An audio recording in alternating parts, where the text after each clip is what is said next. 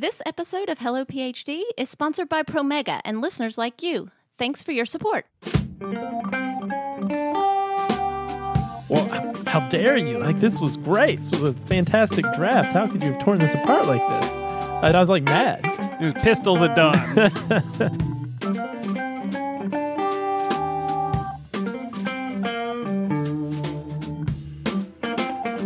Welcome to Hello PhD, the podcast for scientists and the people who love them. This week, we uncover those elusive transferable skills that you learned in graduate school. Stay with us.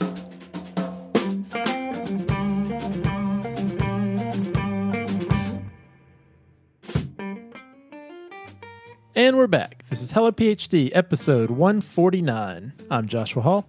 I'm Daniel Arneman. And we'll discuss the human side of science and life in the lab. Hey there, Dan. Happy day, Josh. We always talk about the weather at the beginning of the show, and today it was exciting. It did snow in North Carolina. I think it's been pretty crazily snowing all across the country recently, hasn't it? We had our first day of virtual interviews for our program, and so I had the opportunity to talk to lots of PhD program applicants from across the country, and that was the common thread. Almost everyone I talked to had some sort of snow at their house. Even Las Vegas, I think, had snow this week, didn't they? Yeah, it's crazy. One of my friends posted on social media for where I live here in North Carolina, well, it didn't not snow. So that kind of sums up the snow event that we had. I think I had a half an inch maybe at my house. Well, this is an interesting experiment that you can only run this year. It turns out that if you get an inch of snow in North Carolina, you also cancel virtual school from home, which I find really fascinating, that snow is that threatening that you also can't go onto a Zoom meeting while you're at home. So for the record, if you want to live in a place that totally shuts down anytime it snows, this is the place to be. I think it confirms my hypothesis that snow days in the South are really more about let's just take time to relax than safety on the roads. Yeah, there is nothing on any road within 50 miles of here. Neither here nor there.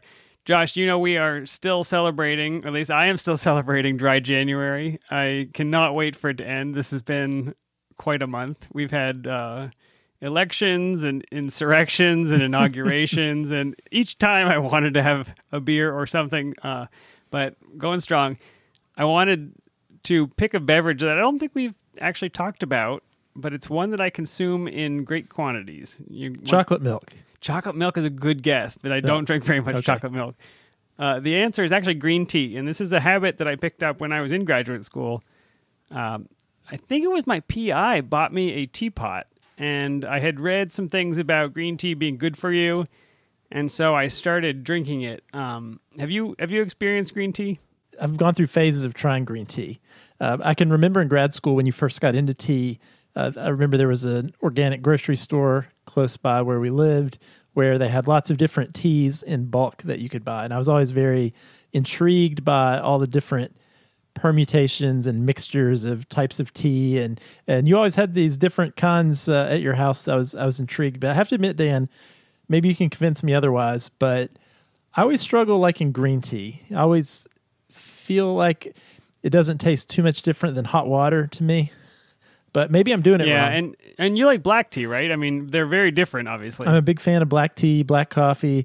I always wonder if maybe I have to refine my subtle green tea palate. Maybe that's it. It's interesting. I'm thinking about it right now, and I don't think I drink it because the flavor, you smell coffee, and you instantaneously want to drink coffee, right? It just smells so good. I don't have that experience with green tea. I think I started drinking green tea because I thought it was good for me. The research is mixed. But now I drink it because it's sort of a habit. And I think there are a lot of ways to brew really bad green tea. And so that's what I was going to talk about today. I think the mistake that I made starting out, first you got to pick a variety of tea. And there's a bunch of different types of green tea. I have not been a huge fan of the senchas and the matchas. You'll see those words on some containers. For me, those have more of a grassy flavor, and that's what some people sometimes complain about when they drink green tea. They say it tastes like grass. I think the variety of tea you pick can either increase or decrease that. I drink a lot of gunpowder green tea, which is like tea leaves that are rolled up into little balls and dried that way. and so I guess it looks like gunpowder. But I think the secret to green tea is you can't pour boiling water onto green tea and think it's going to taste good, because that 100 degrees Celsius water that you would normally do for black tea is extracting all the tannins and all the parts of the tea leaf that taste really bad, the really bitter flavors. And so I've got an extraordinarily fancy electric tea kettle, and I can boil water in it, but I can also set it to 85 degrees Celsius. And so that's what I do when I'm going to brew my green tea. And I think you don't want to let it sit for a super long time either, because it'll extract quite a bit of that bitterness, the tannic flavors. So 5 minutes, 6 minutes, whatever. But here's what I like about green tea. So by itself, like you said, pretty boring. But you can mix a bunch of stuff into it that makes it taste interesting and good. So in the summertime, I will mix in, if I have fresh herbs, I'll put in mint or basil and mint, which sounds odd, but it actually tastes delicious. You can put in ginger, hibiscus. Basil tea. Yeah, it's really good. I'll make you some next time I am allowed to see you. You can put in dried things. You can put in cinnamon or chamomile or orange peel. I have different herbal teas that I keep in the cabinet, and I'll put in some green tea and then some of these other things. So it doesn't taste like green tea, and maybe that's why I'm not a good proponent for what good green tea tastes like, because I am always mixing in different flavors. But anyway, I like it. I suggest if you start drinking green tea, put in a little honey, and then you just scale it back until you don't notice it anymore. Well, I am intrigued, Dan. I will try to gussy up my green tea with some of these herbs. I am intrigued by that. That sounds interesting. I will say while you were talking, I did a quick PubMed search of green tea, and I retrieved around 35,000 results. A lot of research out there on green tea. Well studied, yes. I believe that if a food or beverage has existed in a society for more than 1,000 years, it's probably pretty good to try that one. All right, Dan. Well, enjoy your green tea, and if my calendar serves me right, we possibly will be back to sharing a beer next episode. I got a lot of making up to do, Josh. I'll see you in March. Pace yourself. Dan, wanted to take a minute to thank our friends from Promega for their continued support of the show. If you need help choosing the best assay to get the answers you're looking for, or you want help ensuring a perfect PCR every time, or if you just want to browse specially curated content to help with your graduate training, check out the Promega Student Resource Center at promega.com/HelloPhD. The podcast is also sponsored by BioBox Analytics. BioBox is a data analytics platform designed for scientists and clinicians working with next-generation sequencing data. With BioBox, you can design and run bioinformatic pipelines on demand, generate publication-ready plots, and discover insights using popular public databases. Spots are limited, so sign up for the waitlist to be the first to access a free account at biobox.io. All right, Dan, let's get on with the show.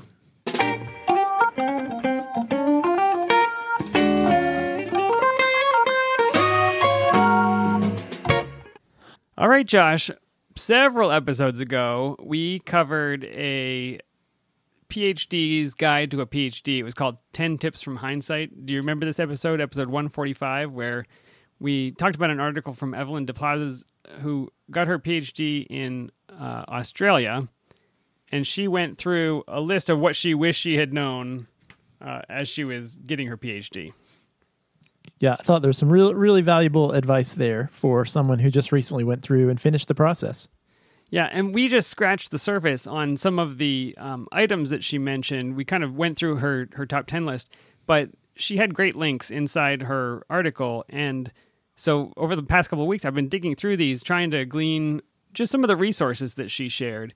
And one of the themes that came up in her links were transferable skills. And I know this idea of transferable skills is something that anybody who has worked in a lab and wants to get a job maybe in industry or somewhere outside of a lab, they talk about this idea of transferable skills, but I don't feel like a lot of people, A, know what they are, or B, know what their own transferable skills are. So I thought we could talk about that today. Yeah, and one thing we see all the time is graduate students don't often have a broad appreciation for all of the skills that they are gaining during their time in graduate school.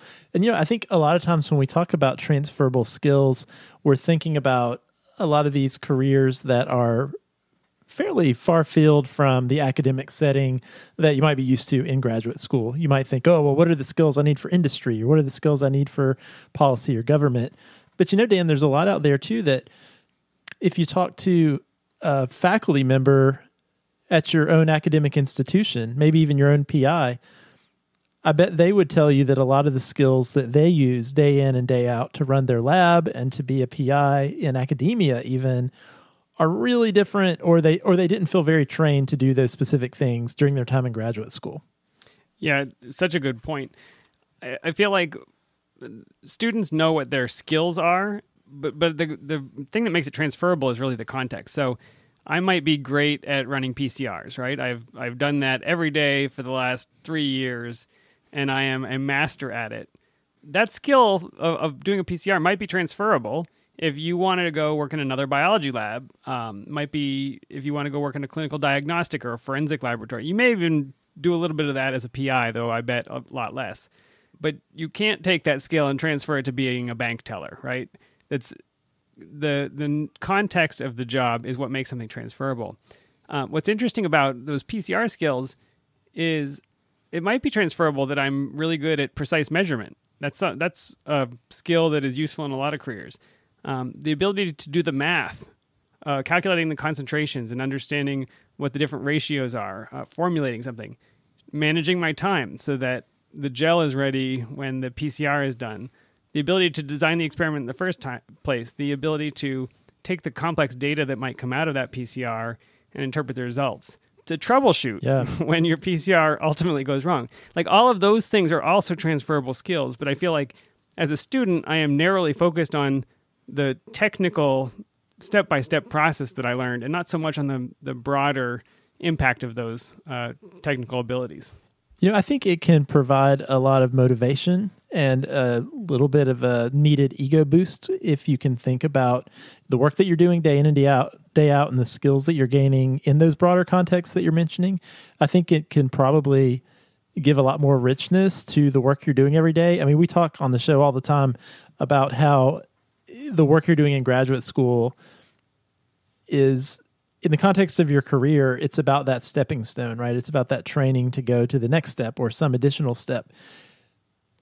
And sometimes I think it can feel like a disconnect at some point in your PhD training where, Dan, if you're doing those PCRs every day, and maybe you've decided, you know what, I don't think I want to be a lab researcher anymore. Then you can, if you're not careful, you can get really demotivated because day in and day out, you're in there pipetting and doing PCRs and doing whatever types of experiments.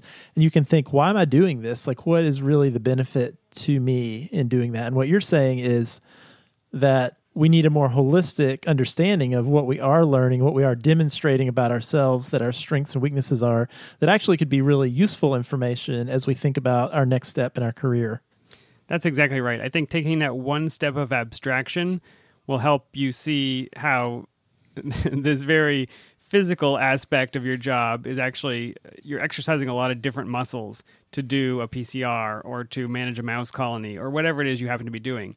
And if you can step up one level, I think you'll see things that are relatable to a bunch of different careers. And so when you go out on a job interview or you are responding to an application request, the job interviews, at least the ones I've participated in recently, are all interested in trying to assess your future performance based on your past behavior.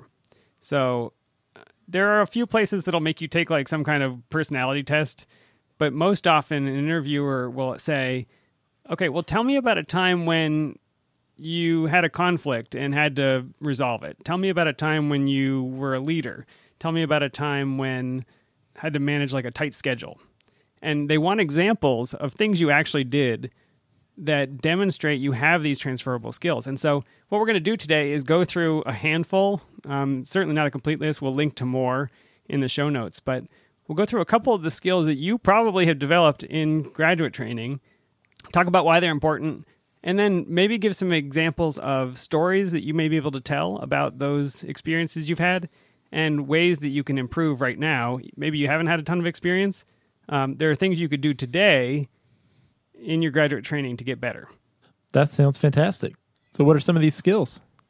Well, I picked a handful, and I'm sure, Josh, you'll have a handful, but the one that leapt out to me was the concept of information management. I think, there's no question that the amount of data in the world is growing, and in an academic lab, that's so important. We have to consume all of this information and synthesize it to be able to plan the next experiment. But companies have the same problem. They are swimming in the same ocean of data, and they have to make decisions.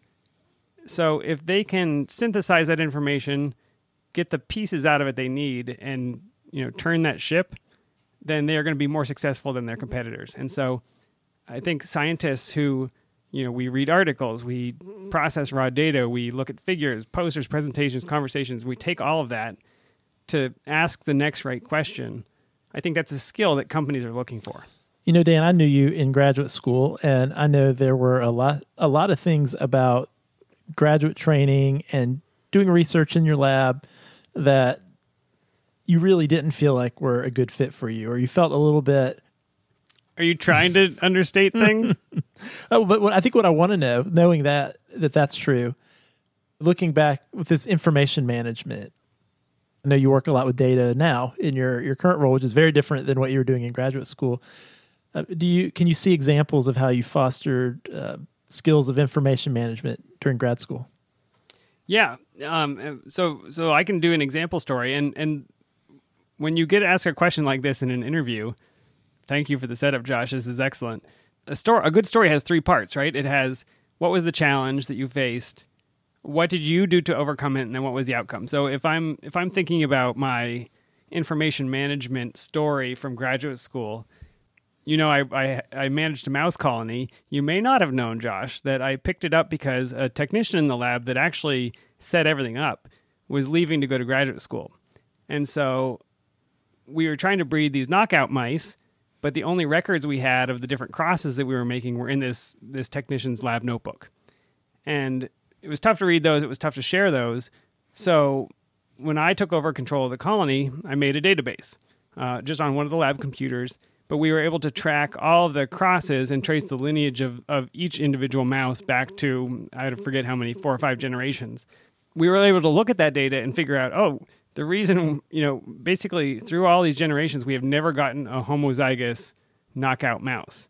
And we were able to discover that, in fact, it was an embryonic lethal deletion. And so we had to do something else to try and figure out what the phenotype was for our mouse. But So that would be my story. I had this problem. We had a mouse colony. I did this thing to make it better. And the outcome was that we discovered a trait that we didn't know about before.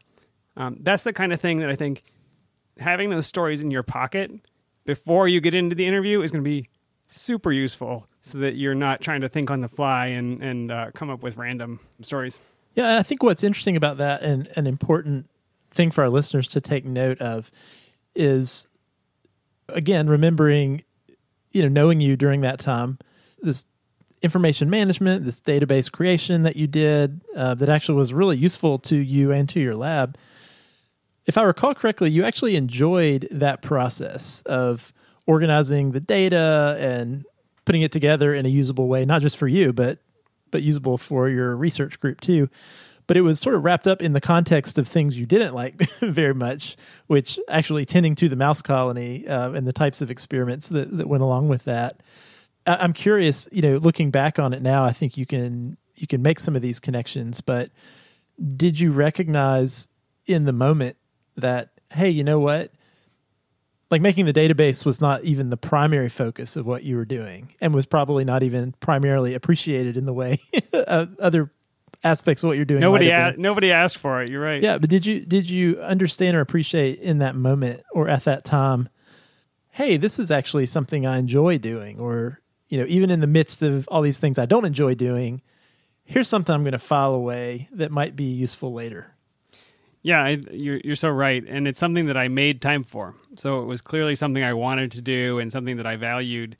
It was probably a way for me to bring sanity to an aspect of my job that felt chaotic and difficult. And so, yeah, I think you're totally right. It was an expression of my, shall we say, motivated abilities, to reference back to another recent episode. But yeah, so this idea of information management, though, can Can you think of ways that current students can get better at this, Josh? Are there practices or tools that they could be using to later demonstrate that they've got this skill? I think so, for sure. And you mentioned it a minute ago, how the more that time goes by, there's more data. There's so much data available, and even lots of experiments and types of experiments that scientists are doing now just generate so much more data at one time than they ever have before. And I think in general, one way that graduate students can probably grow in this area, but also benefit themselves in the short term, is thinking more critically about, how do I organize my data? Are there periods where I'm wasting time looking for data or combing through the data? Are there ways I can refine this process of going through my data or sharing my data? Or like you did, Dan, are there processes in the lab that are very inefficient because data are not very well organized? And that could be an opportunity really to kill two birds with one stone. Is you, sorry for the birds, but you not only build these skills, but it might also help your progress and help your work go a little more smoothly. I think that's true. And I think for all these transferable skills, getting stronger in them is going to help you graduate faster. I think you were hinting, Josh, at if you have 5,000 spreadsheets that got spit out of your qPCR, coming up with a system to manage those. I think any kind of automation you do or coding, or if you make an Excel sheet that has the formulas pre-packed, those are things. But also information management means reading papers and maybe writing a review article or leading a journal club. I think those are cases where you are taking complex information and transferring it to other people in a pared down, useful way. And so those are some examples of ways I think you can get better. Absolutely. Another transferable skill that I think we hear about quite a bit is time management. And I think time management sometimes is sort of like this boogeyman where, I always wondered, I would love to do a poll of maybe grad students, maybe all of us, just to say, how good of a time manager do you think you are? What if I asked you that, Dan? What would you say? Terrible. I feel terrible. Yeah, I feel terrible too. And I think I've always felt that way, but objectively, I can look at myself now, and I am a much better time manager today than I was during the time I was in graduate school. I mean, I think there have been external factors that have forced that. Exactly. Yeah, I was going to say kids made me much better at managing my time. Absolutely. However, I mean, time management is transferable in every direction that you might want to go. And I think this is something that an area where we all struggle, we all can continue to grow. But I can say for sure, and you probably can too, Dan, the farther you progress in your career, the more important that time management becomes. And, I can remember in graduate school thinking I had so much on my plate. And in retrospect, I realized that actually I had a lot of freedom, more than I thought I did, and I actually had way less on my plate, at least as far as vastly different competing forces for my time. And, you sort of become a better time manager out of necessity. But that's going to be true as you transition into a job, whether that's in industry or academia or business or whatever. The pace is going to continue to increase. I mean, you can imagine being a PI of a lab versus a grad student in the lab, right? Your PI has to keep up with not only your project, but all the other projects that are going on and collaborations and papers and the literature. And it can feel overwhelming. So I think, to your point, Dan, as you think about your next steps, think about ways today that you can become a better time manager, or maybe ways that you have grown as a time manager, and think about what those stories that you might tell of ways you have become better at managing your time. Because I can guarantee this is the type of transferable skill and type of story that you are definitely going to be able to expound upon in a job interview. Yeah, won't it be great to show up to the job interview and be able to say, and this is my suggestion for one way you could put this in action, to say, in the academic world, we need to publish papers. So what I chose to do was, and this is not true for me, Josh, but this is what I want students to do. What I chose to do was to think through what some of the figures would be for that paper that we needed to write. And then I was able to backtrack my way to putting together a schedule for myself of how I was going to get these things done. And when I put that schedule together, I actually noticed that we needed some resources from our collaborator. So I was able to get that in motion ahead of time rather than waiting till the last minute. There's no reason that today you can't start that process and then have that story to tell when you go on that job interview. So I think you're always managing time. It might be an experiment with time points overnight today, but it might be this longer strategic plan. And having a couple of those stories where you can show you were successful is just going to give you so much more confidence when you step into that interview. Yeah, and Dan, we've done some episodes in the past on time management, and not necessarily from this context, but strategies for time management. And I think this is one of those things where everyone's a little bit different in what works for you and ways that you can improve as a time manager. But it's one of those areas where growing in this way is not only going to be helpful as you think about transitioning to careers or jobs, but it's going to be helpful just in your own productivity where you are now. So I think it is well worth the time you put in to work on becoming a better time manager. Nice. The next transferable skill I think is really related, and that is project management. Basically, if you work in a research lab, you have managed projects, right? Your research is a complex, interdependent series of events that have to happen with a certain amount of time and on a certain budget. Now, as a graduate student, you may not know what the budget is. Your PI almost certainly does. But you are managing projects. Now, in industry, you might be given much less time and a much smaller budget, or maybe more budget. There's going to be less opportunity for you to kind of wander off your project and explore the interesting cul-de-sacs and aspects of your job, but you'll also be doing project management there. The one thing I will say is that project management can have a very specific meaning in the business and academic world. There are people who are quote-unquote project managers. They tend to get training. They have PowerPoints and meeting minutes and things like that happen for every single thing they do. But you can get that training. If you have a business school at your university, or even, I don't know, Josh, do you guys offer any kind of project management training within the biomedical sciences? I know we have an active group of students who are interested in business and entrepreneurship, and there's been a lot of sort of cross-communication with our business school, as you mentioned. So I think some of those opportunities might exist in that way, like you were discussing. Yeah, regardless, there are online courses. Just type in project management training, and there are certifications and things you can get. But having some of those things on your CV, I think, will be really helpful. But again, this is not something that you're going to have to go crazy out of your way to do. You're already managing projects. Now, you may be able to pick up some skills from these courses that help you manage your projects, but you're already doing this. Yeah, I think a real growth area with project management is at some point, and I don't know if you experienced this, Dan, but I know this has been a big growth area for me, transitioning from being a grad student, then a postdoc, and then into my career, is I think if you're not careful as a graduate student especially, while yes, you are managing a project, maybe more focused in scope, but still, you can have this feeling that everybody's saying, all right, you need to gain independence, that's really important thing you're trying to accomplish. And that can be misinterpreted as you have to do everything yourself.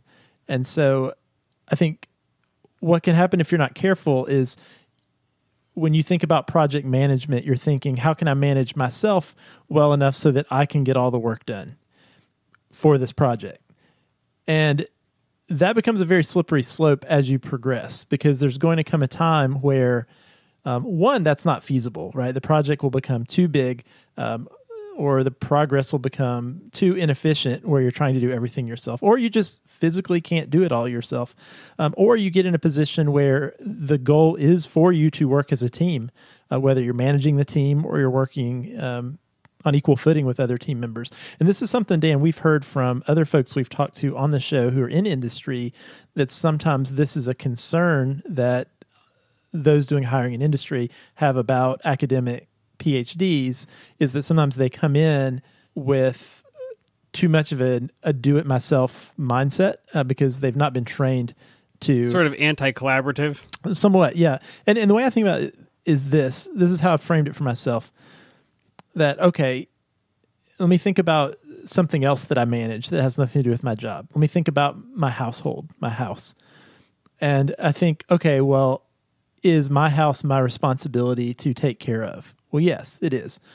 So what if my air conditioner goes out? Okay, well, that's my problem. I'm the one that has to take care of it.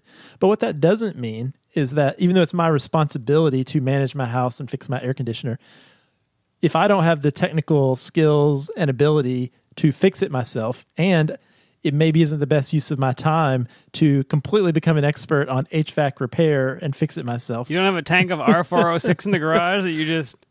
Actually, my neighbor does. He's helped me out before.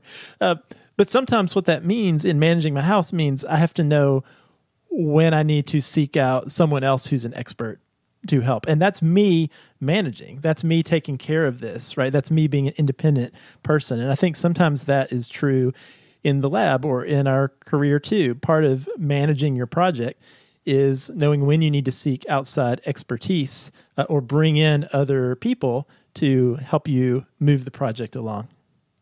Well, and I would even, I think you're totally right. And I would even wrap that, it is certainly project management to figure out the next steps and to delegate where that needs to happen. That's also part of the next transferable skill, which is leadership. And to your point, I think a lot of students believe that they don't have leadership or management experience because they are the lowest graduate student on the lab totem pole.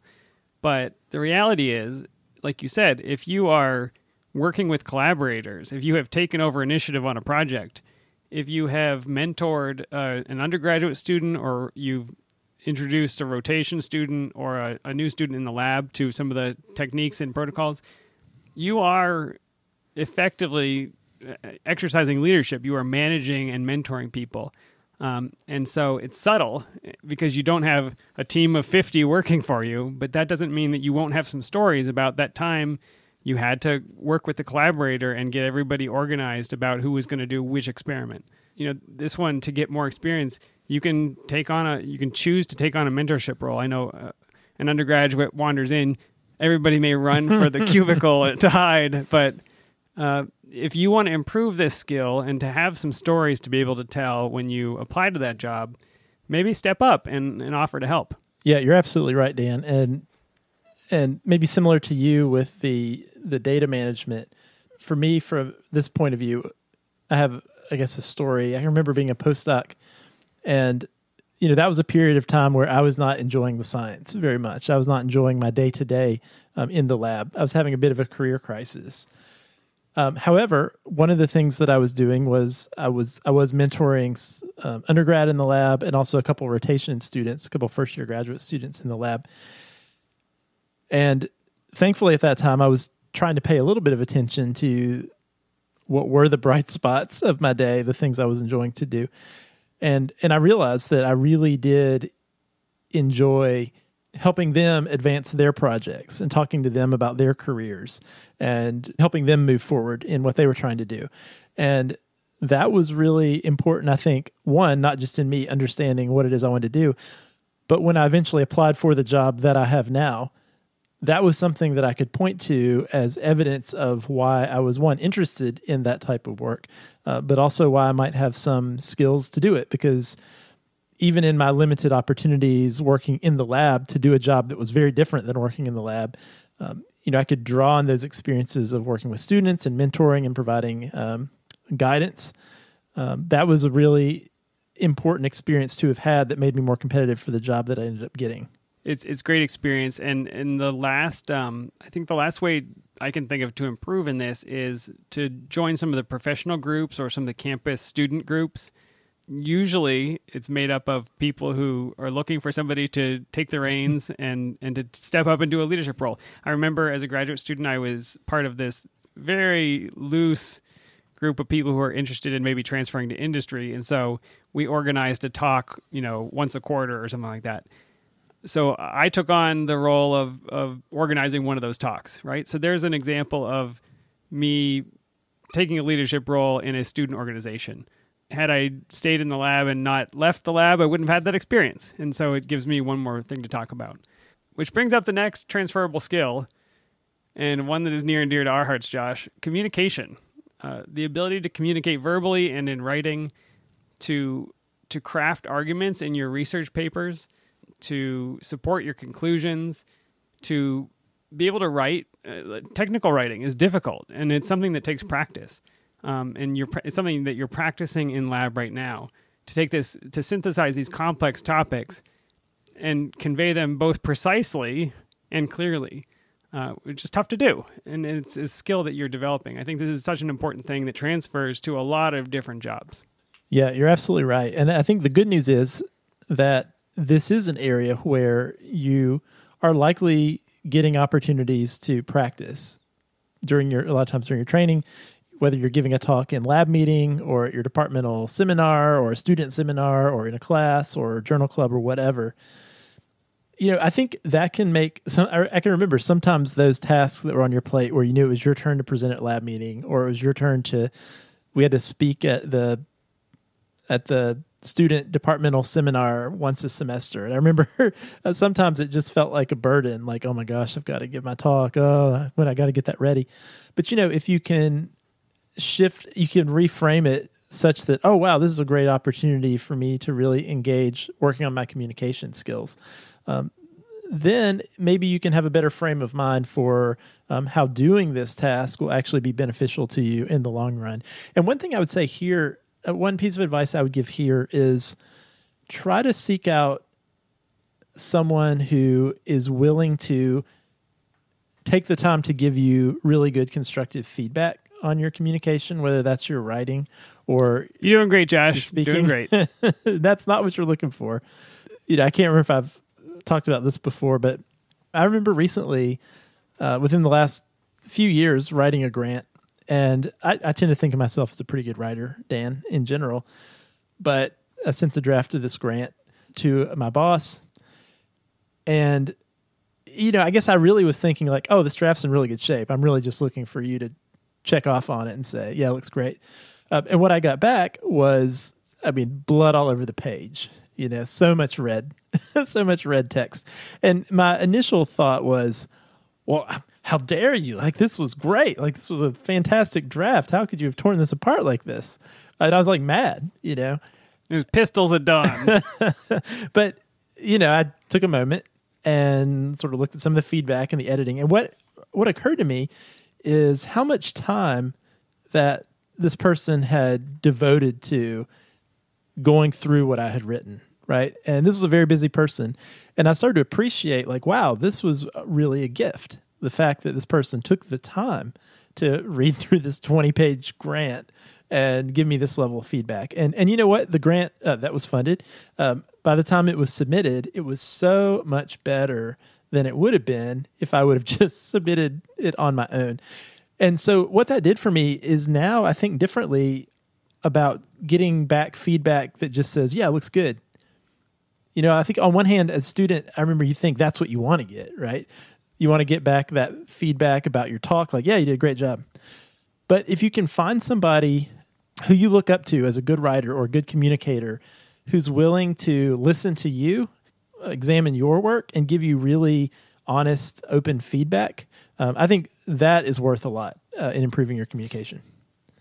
It's true, and I used to hate it. We used to have to practice our talks in front of the PI before, giving it to the department or whatever. And I always got really great feedback and useful feedback. And you said this, but that's actually not precisely, stated the right way. You need to say it like this. So helpful, like you said, hard to go through. But I think looking at it from this lens of this is going to make me better at this skill. I think it's one thing we haven't mentioned, and it's interesting to think about. A lot of the transferable skill lists that I looked at in putting this together, they have things that I don't know if they're exactly transferable skills. They're more like personality traits or features of who you are. Some of them talked about emotional intelligence and the ability to kind of be friendly and talk to clients or salespeople or whatever. I think one way that you get to experience this or that you get to watch it is in the question and answer session after a talk. Have you ever seen the person who gets really combative and is like offended that they got asked a question by somebody and they get really aggressive about it? I promise you don't want to do that in the business. When you're applying for your job or in the business world, that cockiness, that aggressive sort of, I don't know. It's an animosity. It's a standoffishness. Is not going to help you. And so if you feel yourself, maybe as you're giving your talk and getting questions, feeling threatened and turning into that person, do something to help turn it back down, because that is a great way to, in your interview, be told, thank you, bye-bye, and never get called back. I mean, it sounds like you're referring a little bit to, maybe this is another muscle to work on or to work out, is learning to be receptive to feedback, learning to take feedback and look at it as a gift and not as something to be defensive about.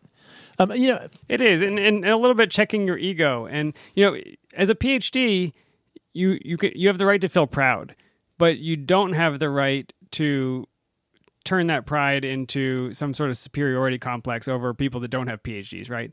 So all I'm saying is to check your humility a little bit and to make sure that you're a person that somebody wants to work with. And, these interactions are ways that you may be able to tell in yourself, I'm starting to feel really angry at this person who's asking me this question, and I need to work on that and work through that. Yeah, I'm working through that with my children right now. Why are they asking me these questions? Go to bed. Dan, I want to give one little addendum to my advice about seeking someone to give you feedback on your communication. I think when you are identifying that person, I think trust is important. I think it's important to find someone that you trust. They have your best interests in mind, and that you trust that they want to help you succeed. Not a chaos agent. Yeah, because I think sometimes, what you're not looking for. You should say that with 50% more F words. You're not looking for somebody to tear you down, right? But somebody who will give you honest, constructive feedback, but somebody that you trust has your best interests at heart. That really stunk. That's not what you want. Do better. The last one I wanted to touch on, Josh, and this one's a little bit more obscure, and that's why I wanted to talk about it, because I think it actually is an experience and a skill that a lot of graduate students have that is useful in industry, and that is legal and regulatory compliance. Totally kind of out of left field here, I know, but if you have worked in a lab, you have dealt with protocols, safety protocols, maybe from environmental health and safety.